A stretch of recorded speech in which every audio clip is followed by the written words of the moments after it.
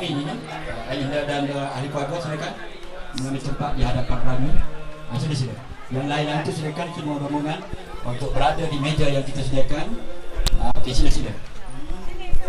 Jadi kita kini, So sekarang ni kita berlintas langsung di majlis hantar menantu belah lelaki, iaitu dengan artis kita Kak Lina Pompon dan Cikgu Azlan, sangat-sangat anggun dengan busana yang serba putih bersama bonda tercinta. Sangat-sangat meriah di majlis perkahwinan, di majlis hantar menantu belah lelaki di Kelantan, Kuala.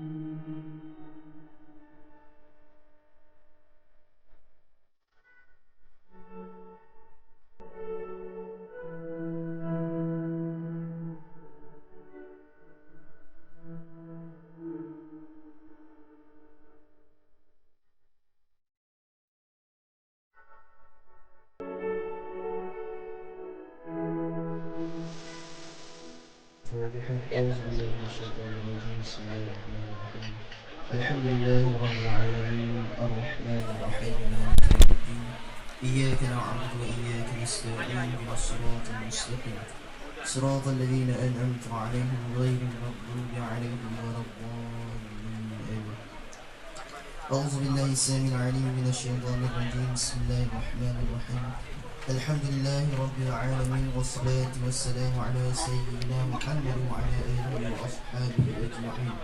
اللهم صل على سيدنا محمد صلاة تنجينا بها من جميع الأهوال والآفات وتقضي لنا بها من جميع الحاجات وتطهرنا بها من جميع السيئات وترفعنا عندك على الدرجات وتبلغنا بها أقصى الغايات من جميع الخيرات في الحياة وبعد الممات إنك على كل شيء قدير. Ya Allah, kami mohon limpahan rahmat, keredaan dan keampunan-Mu kepada pasangan yang kami raikan pada hari ini. Berkatilah majlis ini dari permulaan hingga pengakhirannya. Kurniakanlah kepada kedua mempelai ini ketenangan, kebahagiaan dan jiwa yang tabah menghadapi setiap dugaannya.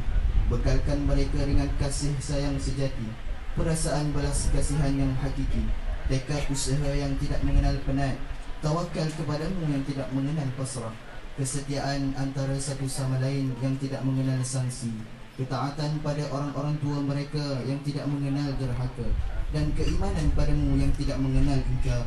Ya Allah, kekalkanlah kemesraan antara mereka ini mengikut jalanmu yang sebenar. Penuhkanlah hati mereka dengan cahaya Rabbanimu yang tidak akan malap. Lapangkanlah hati mereka dengan limpahan keimanan, keyakinan dan keindahan tawakal kepadamu. Hidup suburkanlah hati mereka ini dengan pengetahuan sebenar tentangmu. Mudah-mudahan perkongsian hidup yang dibina berkekalan hingga ke akhir usia dan dikurniakan zuriat yang soleh dan solehah. Ya Allah, kami menadah tangan kami dan memohon kepadamu dengan penuh rendah hati. Sekiranya pada diri kami ini masih ada kelemahan dan dosa, janganlah ia menjadi penghalang pada tertunainya doa kami yang terbit dari hati yang ikhlas dan dari jiwa yang sentiasa mengharapkan keredaan serta keampunan. Barakallahu laka wa baraka alaik wa jama'a bainakuma fi khair.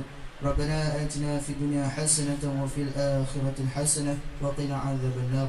Wassallallahu ala sayyidina Muhammad wa ala alihi wa ashabihi ajma'in. Walhamdulillahi rabbil alamin.